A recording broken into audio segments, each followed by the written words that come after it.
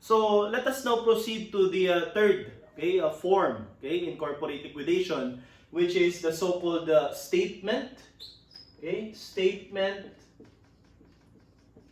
of realization and liquidation. Liquidation. Or simply, our acronym is SORAL. Okay? So again, kapag SORAL, actual selling of non-cash asset, converting it into cash. So pwedeng maka-incur ka ng loss nung binenta mo, or pag swerte, pwedeng nagka-gain ka. Okay? At the same time, pwedeng ikaw ay nagbayad naman ng liability, and that is liquidation. Okay? Kapag nagbebenta ka ng asset, converting the non-cash asset into cash, yan naman ang realization. Okay, now, let me at this point, class, give you a quick note regarding the computation of actual net loss, or kung sinuwerte, actual gain. No? Ibig sabihin, kapag ka nag-file tayo ng bankruptcy, possible, estimate mo na loss tayo. What if lang? Nung nag-actual ka na nagbebenta, which is unusual, maraming gustong bumili higher than the value or the book value. So, possible na actual gain ka pala nung nag-liquidate ka. Okay? Pero normally, kaya pag sa exam ninyo at tinatanong what is the net gain or loss, tapos statement of realization and liquidation, in case lang na nagmamadali kayo, mas malaki ang chance na ang tamang sagot kapag MCQ yan ay net loss. Okay? So, paano i-compute yung net loss? So, we have here the account. Yan. So, una class, tandaan ninyo, the normal balance of asset ay debit. So, ilagay mo muna dito, asset, asset to be realized.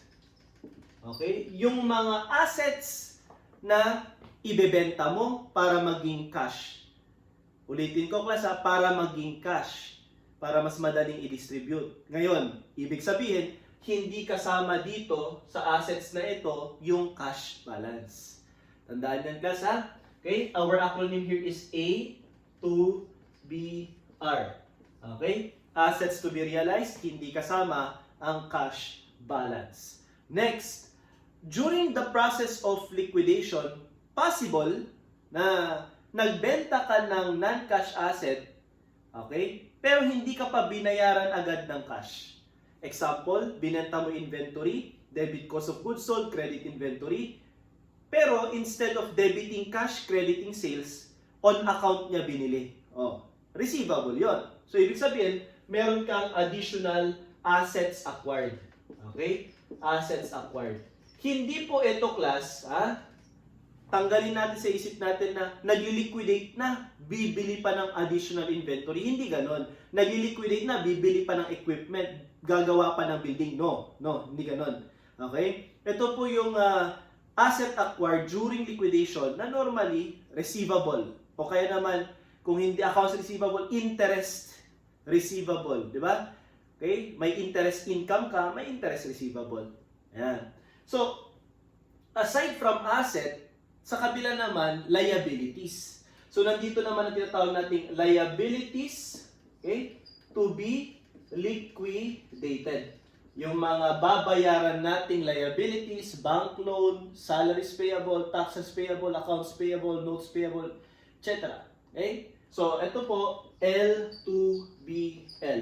Ayan. So, dito, A to BR, o kaya naman AA, asset acquired. At syempre, hindi natin maiwasan na baka naman ikaw yung may kailangang bayaran na hindi mo pa binabayaran ngayon at naidagdag this period ng liquidation, such as interest expense. Di ba? Interest expense, credit interest, liability or payable. Okay? So, pwede tayo dito na magdagdag ng liabilities assumed, or incurred. Yan. So, LAI, lie. Okay? Siyempre, hindi nagtatapos dito. Yung asset mo na kailangan mo i-realize, what if nabenta mo na, So, i-credit mo na siya. Debit cash, example, equipment, debit cash, nabenta mo, credit equipment. Okay? Kapag nabenta mo ng palugi, debit loss on sale. Pag kumita ka, credit gain on sale. So, ibig sabihin, meron ka ditong assets realized. Okay? Realized. So, AR. Yes, sir. Paano pag hindi ko nabenta during the month yung lahat ng assets to be realized? What will happen? O, ilagay mo pa rin sa credit, pero hindi siya part ng assets realized. Part siya ng assets, okay, not realized. Okay? And this A and R, lalagyan ko to ng box, signifying that these assets not realized will become your assets to be realized next month. Okay? So kung January, hindi siya nabenta ngayon, siya naman ang i-convert mo at ibebenta mo sa February. Magiging assets to be realized naman siya. Okay? Or kung ano yung period ng liquidation mo. Same with liabilities. Alamin mo kung magkano ang liabilities, okay, liquidated. Sir, bakit ko dinidebit yung LL, liabilities liquidated? O class, pagka ba nagbayad ka ng liability, what is your entry? O, debit ka ng payable. Example, salaries payable, debit, credit, cash. Taxes payable, credit, cash. Notes payable, credit, cash. Bonds payable, credit, cash. Okay? Sir, paano pag hindi ko naman nabayaran lahat? Example, sa lahat ng na-enumerate nating liability or payable, yung taxes at salaries lang nabayaran ko. Then, magiging part class ng liabilities, okay? Liabilities not liquidated, okay? Yung balance na yan. Okay? L, N, L. Like asset not realized, lalagyan ko rin po ito ng box. Anong ibig sabihin yan? Magiging liabilities to be liquidated siya the next period ng liquidation. May space pa po, no? Anong ibig sabihin nito, sir? Ibig sabihin nito, meron ka pang idadagdag.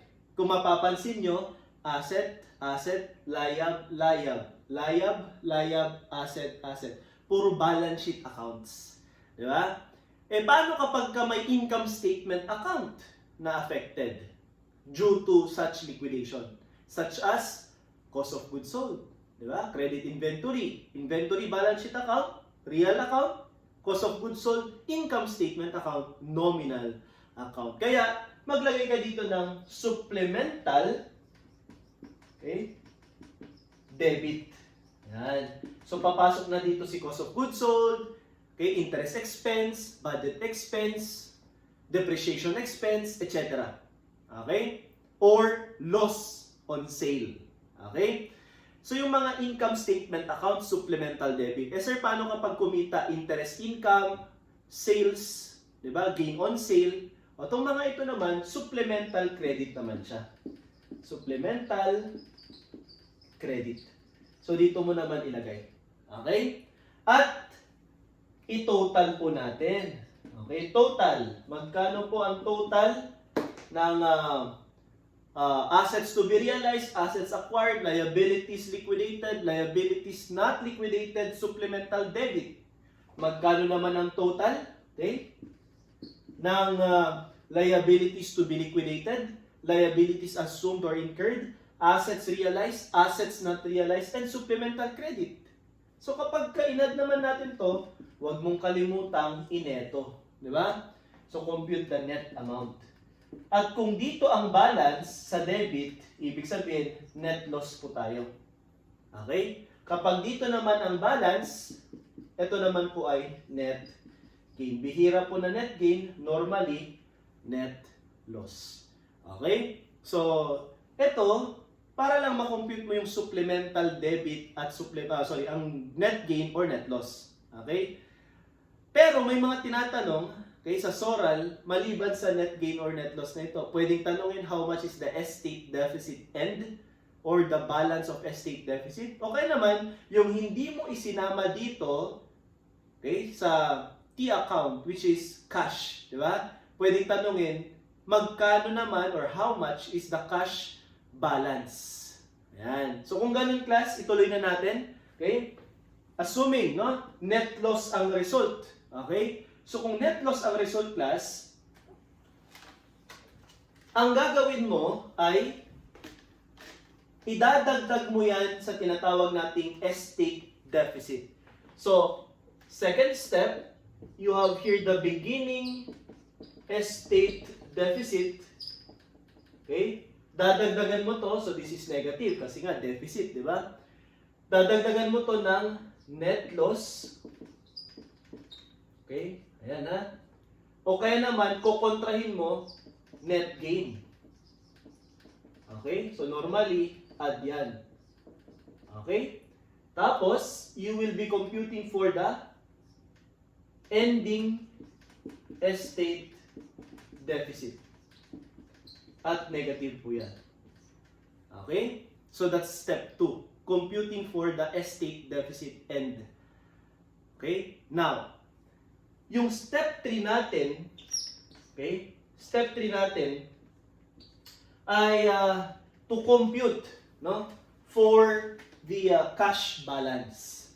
So, ang gagawin mo lang class, itong estate deficit end na ito, dagdagan mo lang ng liabilities, no? Liabilities not liquidated. Yung nilagyan natin ng box kanina, idagdag mo. At bawasan mo rin naman to, okay, ng tinatawag nating assets not realized. Okay? Assets not realized. Yes, sir. Bakit ko po idadagdag yung liabilities not liquidated para makompute ang cash ending balance? The presumption class is that yung liabilities not liquidated, hindi mo pa naibabayad yung pera. So, hawak mo pa. So, nasa iyo pa. Kaya plus. Ito namang asset not realized, kaya siya dinededuct, ang presumption, hindi mo pa siya nako-convert into cash, kaya wala pa sa iyo yung cash. Kaya minus ang effect niya. Then, you have here the cash ending balance. Or, okay, alternatively, pwede pong ganitong diskarte. Quick note ulit, no? Cash beginning plus, okay, receipts, lahat po ng dinebit mo na cash, okay, doon sa transaction, minus disbursement is equivalent to cash ending balance. And we'll illustrate, okay, the concept of SORAL by solving problem. Okay, so this ends our lecture, okay, on concepts of corporate liquidation. Our next topic will be problem solving.